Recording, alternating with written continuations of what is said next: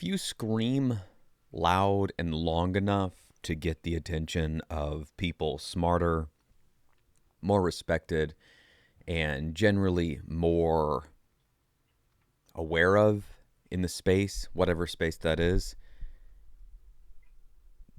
it doesn't make you smart necessarily. It just makes you loud and obnoxious, possibly potentially annoying. If all you do every time somebody sees your idea is come out and attack them if they have any sort of disagreement or say that anything might be wrong about it, it doesn't look good at all. You look like an idiot.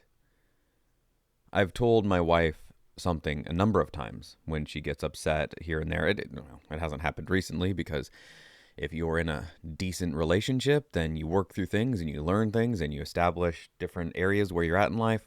My point here is that there have been times where I'll say something about the way that my wife does something and she'll be a little bit upset. Or the other way around. She'll say something about the way I'm doing something. Maybe she spends far more time in the kitchen than I do creating food and working on food and making meals. She's a great cook.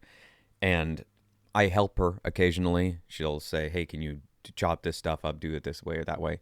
And she has specific methods, specific ideas in mind when she asks me to do these things. So if she asks me to mix something up, she might, in her mind, think that it's obvious that you mix this part with that part first.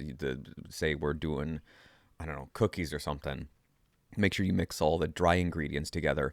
But if I'm asked to mix something and I'm not looking at the recipe and I don't know and I'm not really paying attention, I'm probably thinking about something else anyways, then I might just mix it all together. And she's like, oh no, you weren't supposed to put the vanilla in yet. We needed to mix that separately because I needed to warm it up with the sugar or something.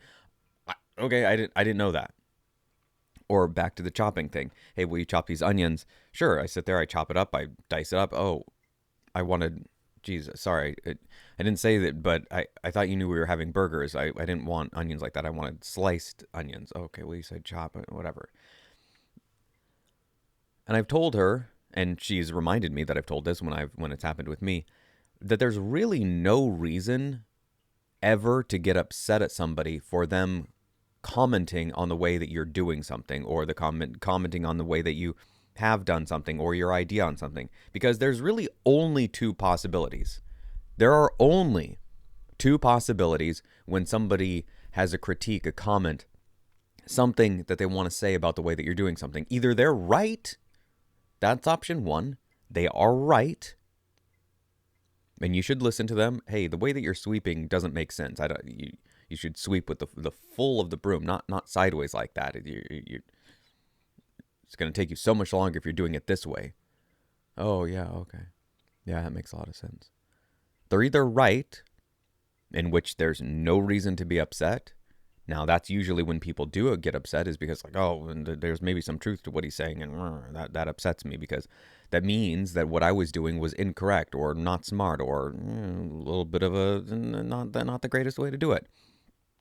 So now I have to reconcile that. I have to look in the mirror and go, oh, what I've been doing, maybe this one time or maybe thousands of times before, was all wrong. And that's a hard thing to look at. That's tough. It's tough to look back at the way that you've done something many times and go, I was doing it the wrong way every single one of those times. But you can take that moment that you were doing it this wrong way, that it was called into question, and go, well, from this point forward, I can do it correctly. So again, either the person's right and there's no reason to be upset, or the other option, they're wrong and there's no reason to be upset. Those are the two options. They're right or they're wrong. And in either case, there is no reason to be upset. The reason I'm mentioning this is because of this guy here, Mr. Powerlaw. I'm not Giovanni or something. I'm not sure what his actual full name is. He is so enamored with this power law idea that it blinds him to anything else, really.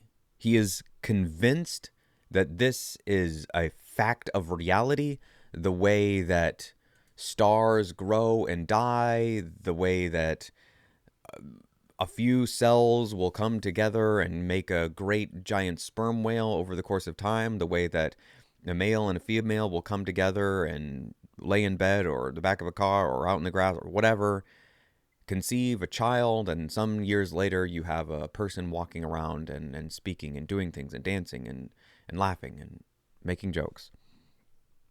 He's convinced that this graph that he's got here is, like I said, a fact of reality.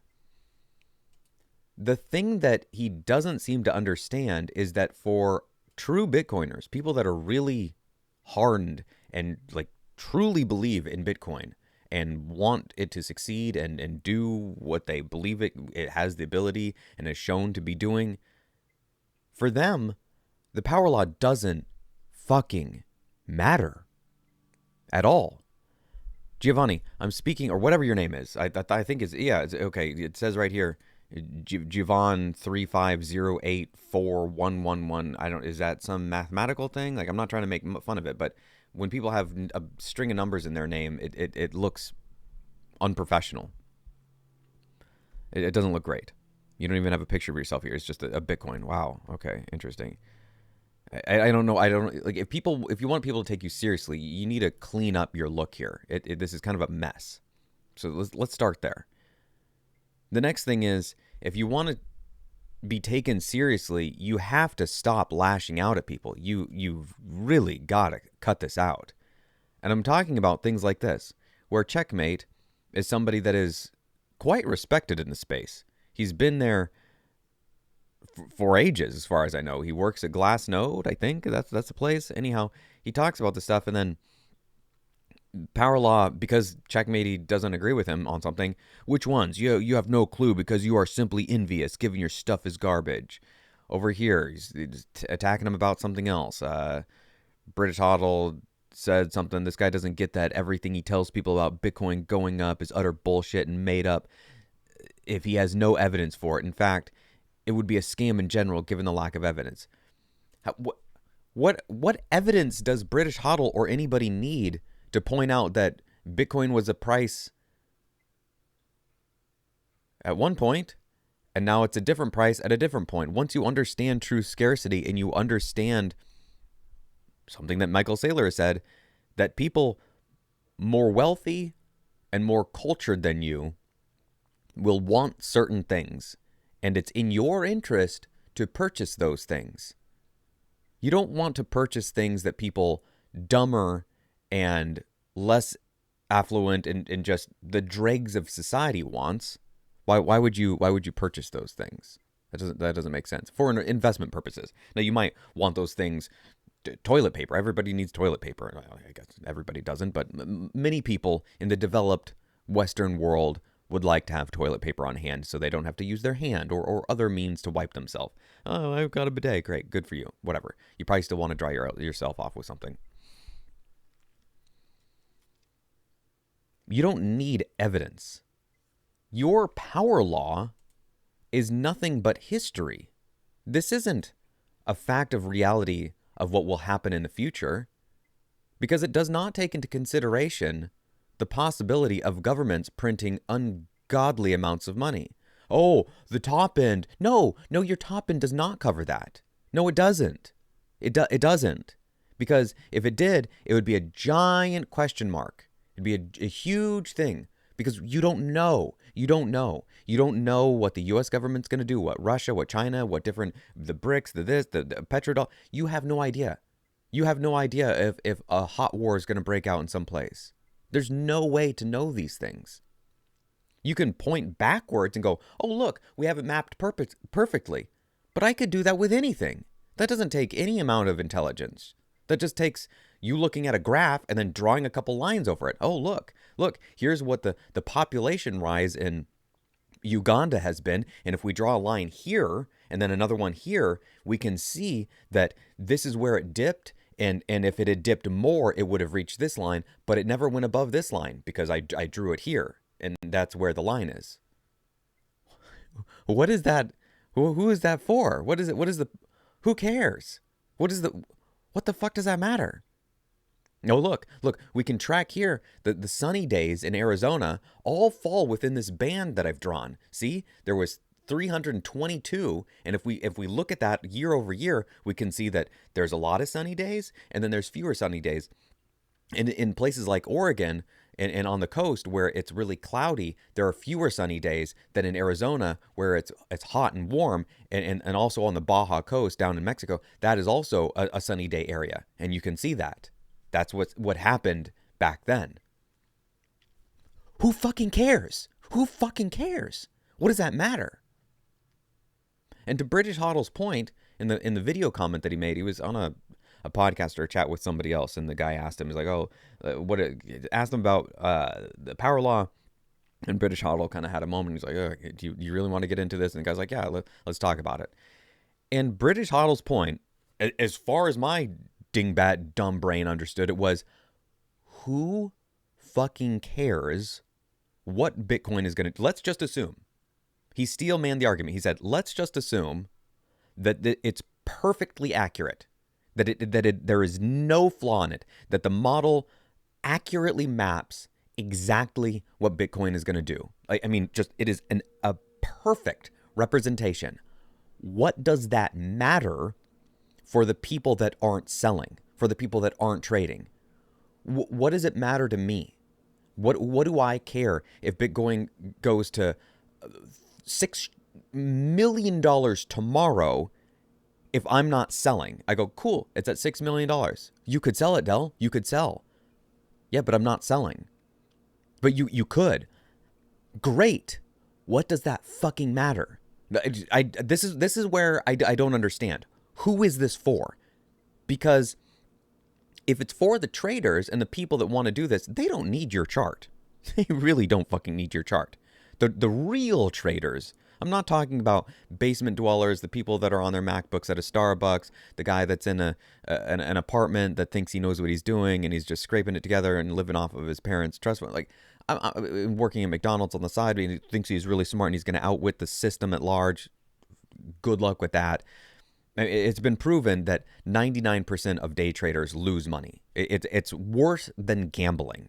You will make more money if you learn how to count cards or be a halfway decent poker player than you will being a day trader.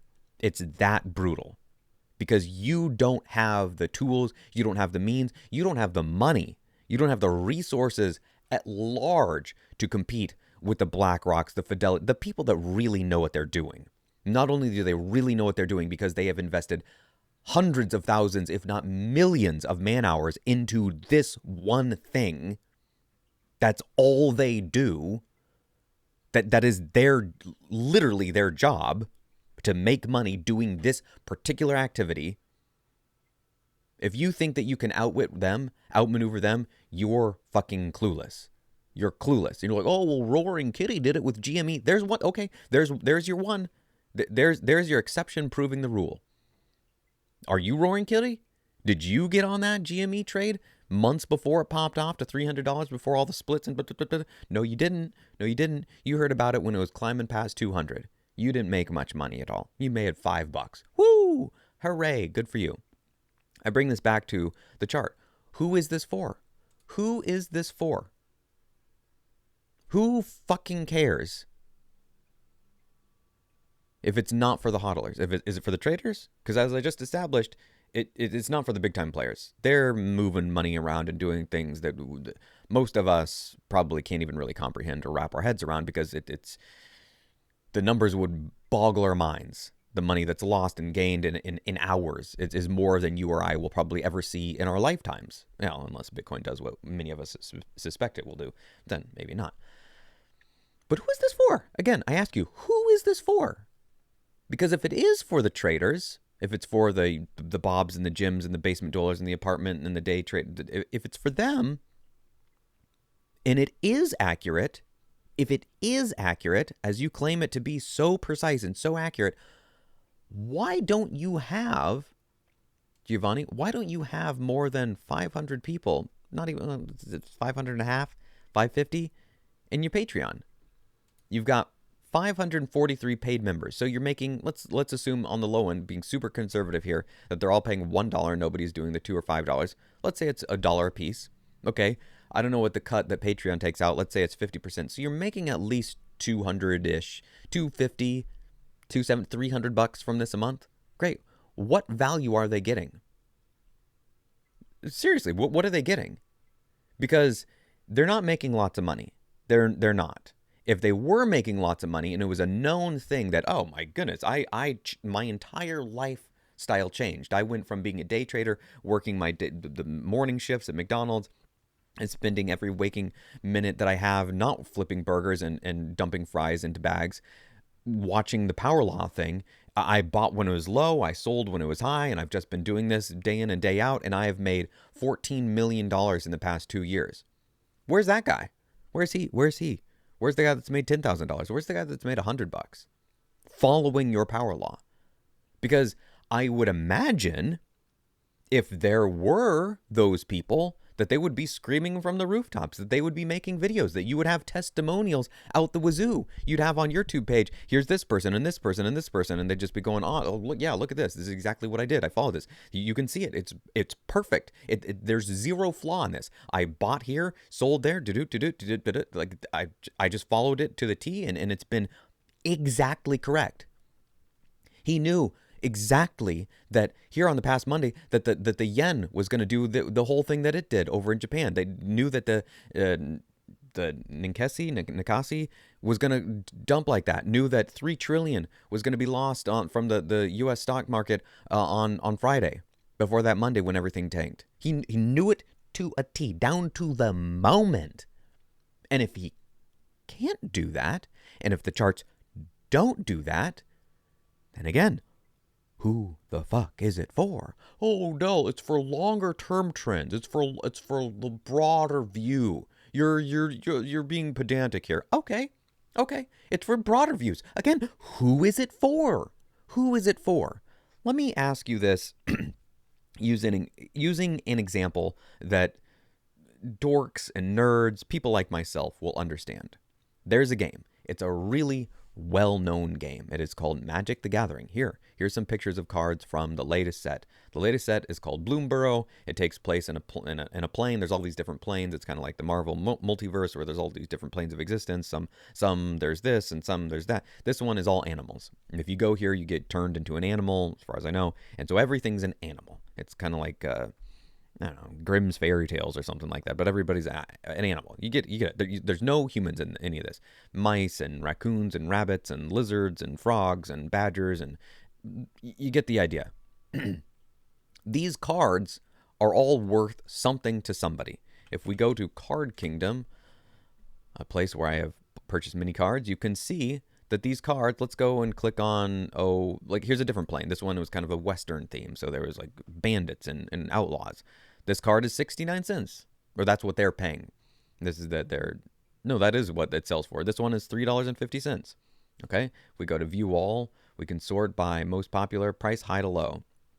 This one here is $13.99 to purchase it. This one, $32. This was a higher price. Most popular. There we go. High to low. There we go. Okay, $32.99. This one, $13.99. This one down here, $8.49. Okay, those are all, they're worth something. You want to see what's worth the most? This card is worth tens of thousands of dollars. Tens of thousands of dollars. This card right here, the very first printing of that card, you see that right. It's worth more than 2 Bitcoin at the moment. You would have to spend 2 Bitcoin plus some more money to purchase an Alpha Black Lotus. They don't even have one in stock right now. The one that they do have in stock from the 30th anniversary isn't even legal for tournament play, is $10,000. $10,000. Look at these. They're all mini. This is a totally different one, the Blacker Lotus. Thousands of dollars, all of these. $35,000. You get the point. Most people that purchase a Black Lotus are purchasing it because they have wanted it for years. They were aware of Magic back when they were children. They played it. They've always wanted one. And finally, they've reached a point in life where they can acquire one. They can purchase one. And they're just sitting on it. That is most people.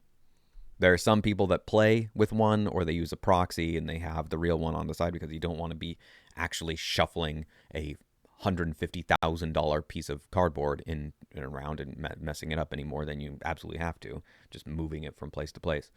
Most people get these graded, many people, I should say, get them graded. They get locked away in a hard plastic case that is, you have to use pliers to break into. Most people are not buying and trading these things, selling high, buying, because the price on these things don't really fluctuate all that much. They stay pretty stagnant.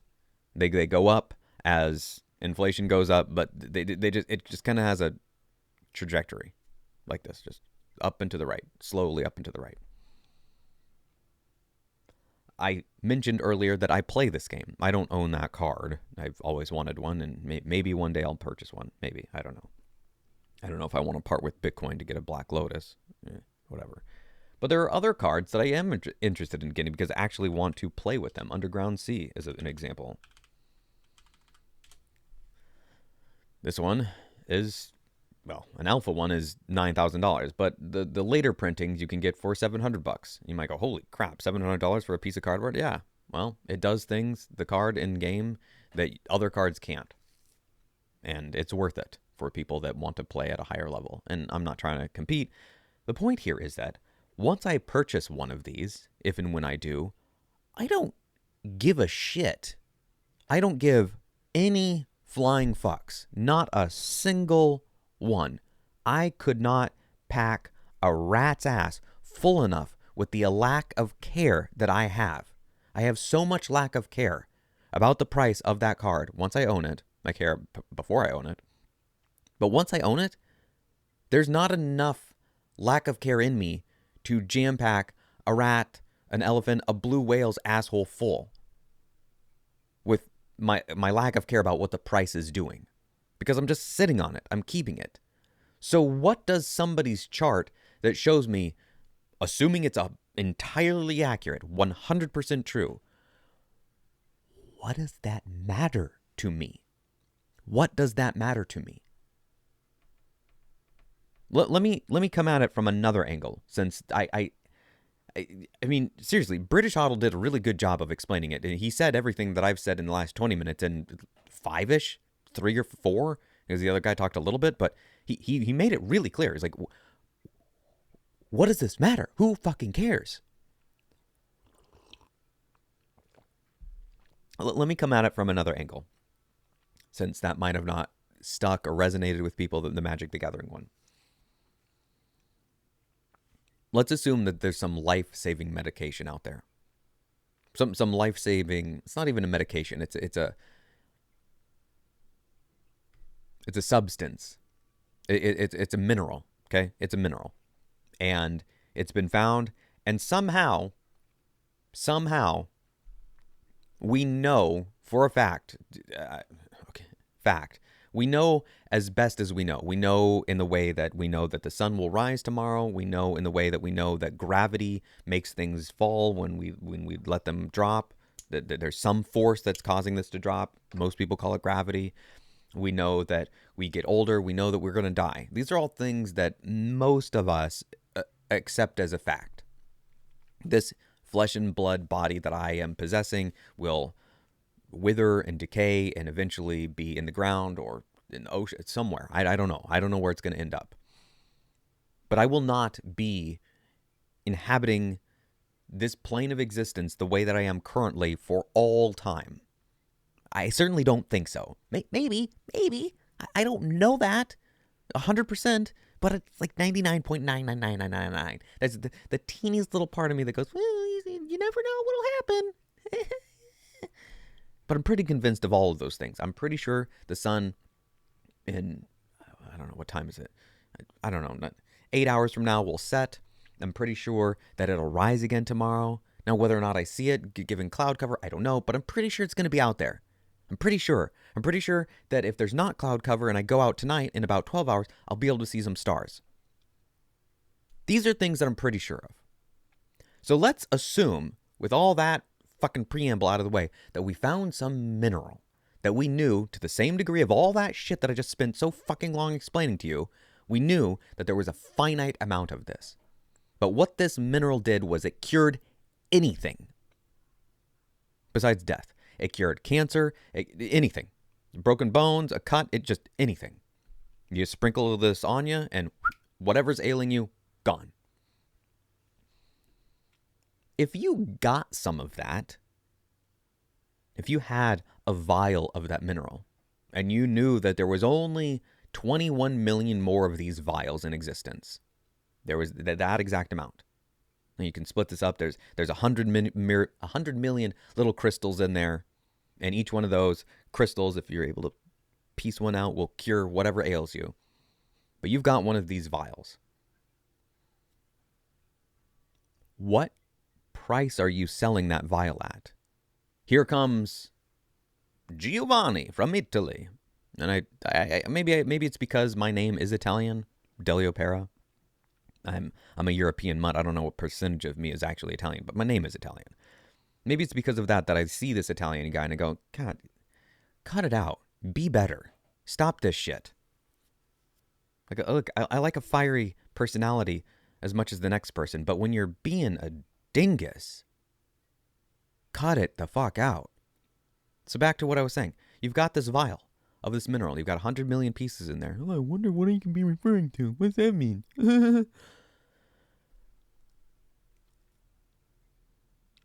What's your price? What's your price? Let's say, for example, you have decided, I don't have a price. There is no price for this. I'll be able to cure anything that ails me. Anybody that I care about, I'll be able to heal them. Any family members, any children that I have, my grandparents, anything that's bothering Alzheimer's, gone. Dementia, gone. Yes, sure, they're still old, but those things, no issues. Broken bone, gone. Grandma fell, snapped her hip, fixed. Like, good as new. Crunchy knees, boom. Cartilage, refreshed, bones mended, bone spurs, it's all, boom, cured. No issues. What's your price for that? What's your price? Some people would sell because they'd go, hey, I need the money. I need to be able to pay rent. I need to do this. I need to be able to buy toilet paper. I got to be able to floss. I got to buy some clothing. I need some new underwear. I sharded up all the other ones that I have. I do finally need to get some tires for my car. I'm down to the rims and it's causing sparks. And the police are saying, hey, you can't really do that anymore. And all right, and it's making a lot of noise when I drive around. So it's finally time for me to get some tires. I can actually afford some. I got to get the shoes because I've got blisters on my feet. I need some money. So I'm going to sell some of my crystals. I'm going to sell some to somebody else that would find some value in having a crystal that cures literally any ailment. I imagine somebody else might find some value in that. So there is a price. Okay, cool. But as with anything, where there's a market, the price goes up and down. And here comes Italian man. He goes, I know exactly what the price is going to be from here and on into the future. Look, I have a graph and it shows exactly that it goes that away, up and to the right, in perpetuity. And you go, great. I don't fucking care because I'm not the guy selling. I'm the guy hodling. I'm keeping mine. No. But look, no, you don't understand. It's going to be somewhere in this range later. And then at a different point, it might be in this range down here. I don't care. I don't fucking care. I have crystals that will cure literally anything. I don't care. I don't care. I could not possibly fucking care less. How do you not understand this? What are you not getting? It's so simple. How many people need to explain to you in no uncertain terms that Bitcoin is the most pristine, the best asset that has ever existed in human history, and you're trying to come around and throw a chart in our face and go, well, look at the price. It'll go up at this time and go down at that time. Who fucking cares? It doesn't matter. It doesn't matter. I don't understand why this is so hard for you to wrap your stupid thinking skull around. Seriously. Stop. Get some help.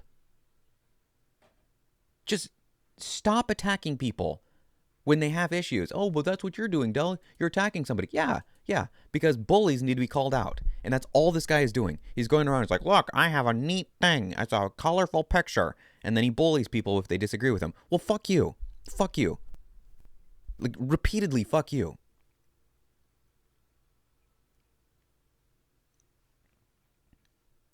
It's astounding to me. Truly.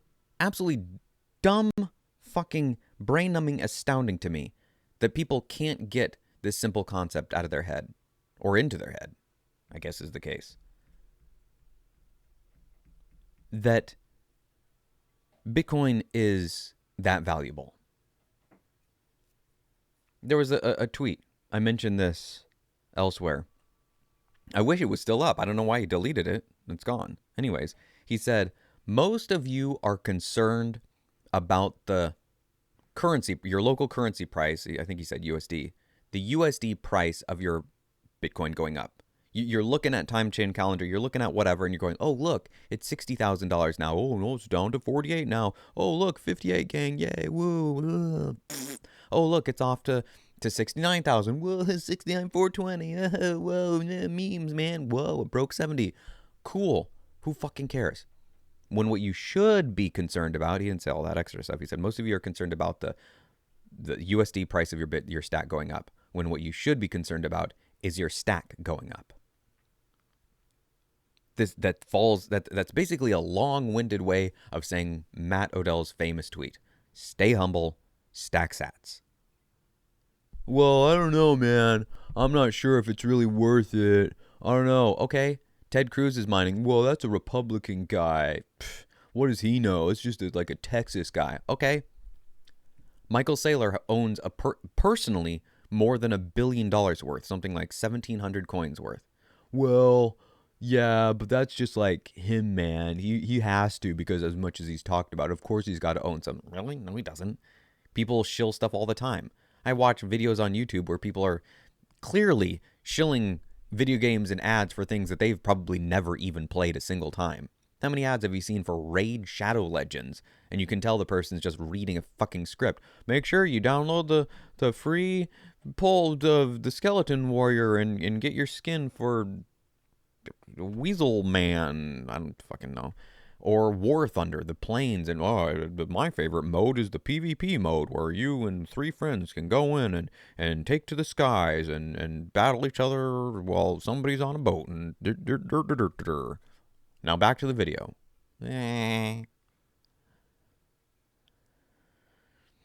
There's really only 2 people. There's really only one person. There really is only one person that the Bitcoin power law could potentially benefit. And that's the trader. And here's my question to you, Giovanni. How about you put your money where your mouth is? If this thing that you have come up with, or discovered, however you want to phrase it, is what you say that it is, why aren't you super wealthy? Why haven't you made a ton of money? Why can't you show us exactly what you've done? Be open, be transparent. Where is your teams of people and just the stadiums full of the people that have done this and just followed it to a T? Does your power law take into account 100,000 people buying and selling exactly when you've told them to buy and sell, and then what that would do to the market? I doubt it. You might just tweak it. Oh, look, now the lines are wider. That means that it could be more or when it's higher and less when it's lower. And then back to what I already started with the money printing thing. There's no mention of that. Do you take the scarcity part into play? For all your wits and your PhD and whatever your IQ is, you seem to be missing some real simple stuff. Here's one of the things that you absolutely do not fucking know.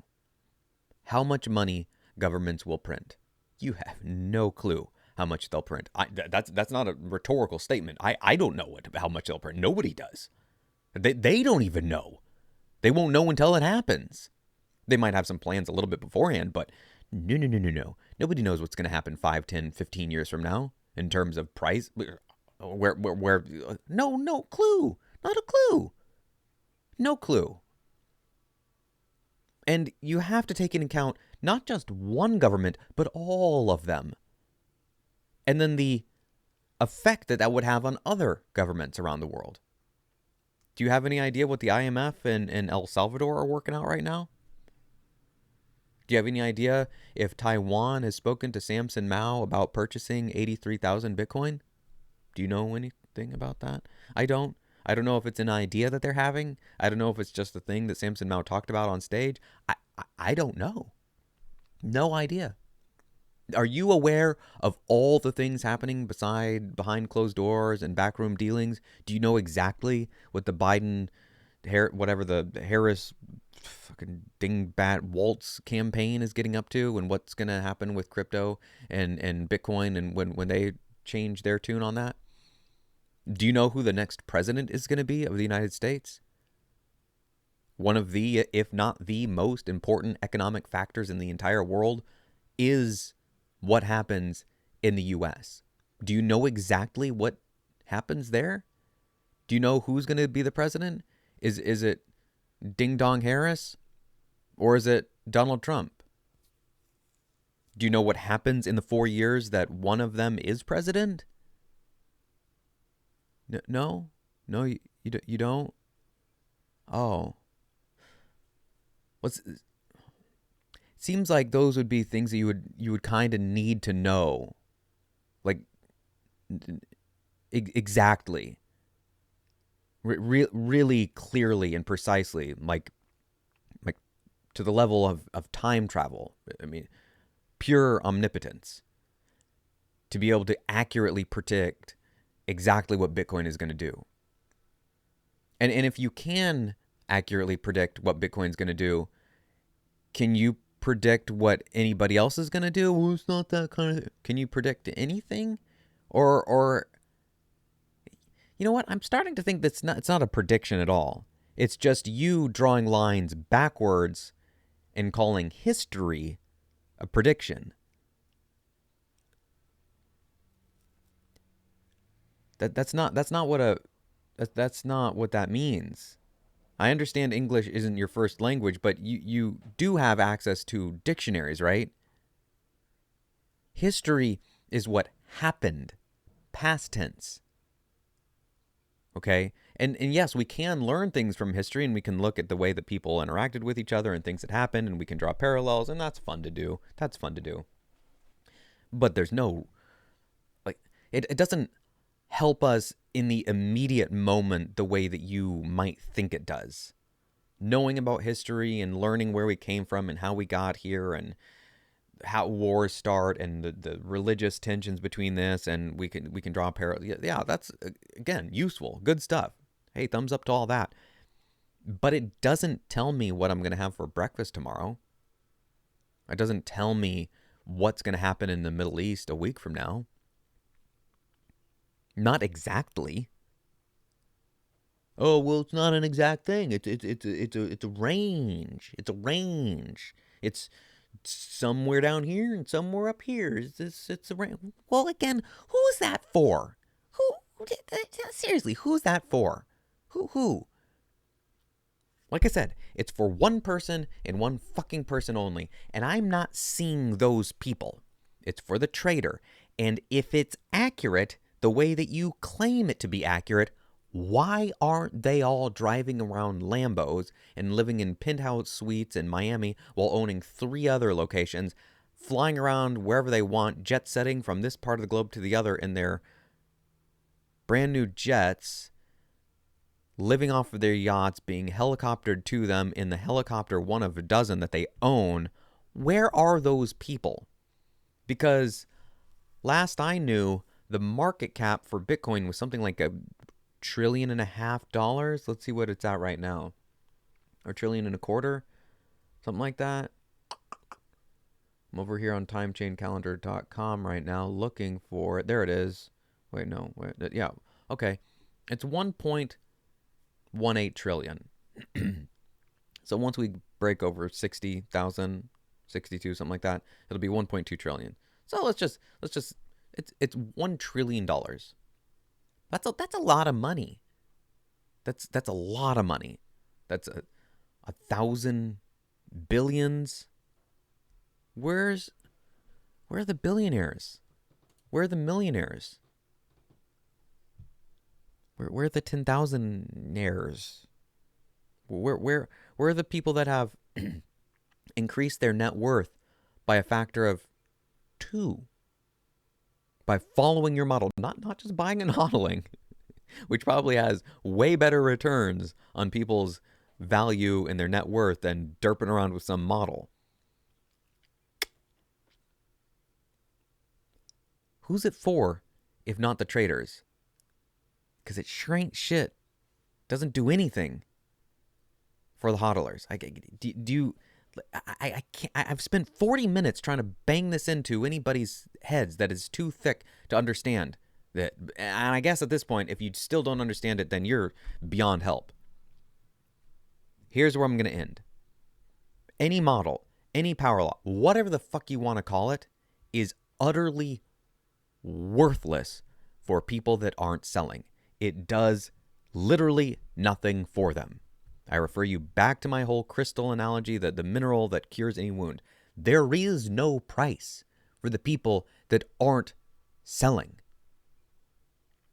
And if you think, oh, well, no, there is a price that they will eventually sell, you don't understand what those words mean. You have not listened to enough podcasts. You don't have the conviction that people like Matt Odell and Marty Bent and Michael Saylor, you're too dumb to understand the idea of never selling. Those two words, you just don't understand what diamond hands mean. You don't get that. You don't know what hodling means, and that's okay. But you need to admit that you don't understand that. And if you do understand it, then we wouldn't be having this conversation, because the power law does nothing for them. The second thing, where are the traders? Where are the people that this would potentially benefit? Where are they?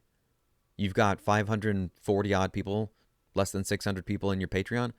It's a decent number, but it's not that many. I do think that if there was a whole bunch of successful people making lots of money from this, because that seems like what it's for, that they would tell their friends and family, oh my God, you got to follow this guy. You got to pay them the dollar on Patreon to get access to life-changing skills and charts. What? How much can you be saying? The chart's out there. It's all over Twitter. You've posted it 1,000 fucking times. Whoa, what are we buying? What is somebody getting? You jerking off on the chart? Like, what do we need? We got the chart. Yay, thank you. Whoop-de-doo. So if it's not for the hodlers, and it ain't, then it's for the traders. But where are they? Where are all the people that have made so much money? And if it's not for them, then who the fuck is it for? And what are you getting so upset about? Do you just want people to agree with you? Yay, Giovanni, you figured it out. Yay, pat, pat, pat. Is that all you're wanting? If that's all you want, dude, go fly a kite or something. Get a hobby. A different hobby. Buy some Legos. Pick up baking. I mow a lawn. I don't know what to tell you. It's not for the hodlers, and it doesn't seem like it's for the traders either. I think it's just for you.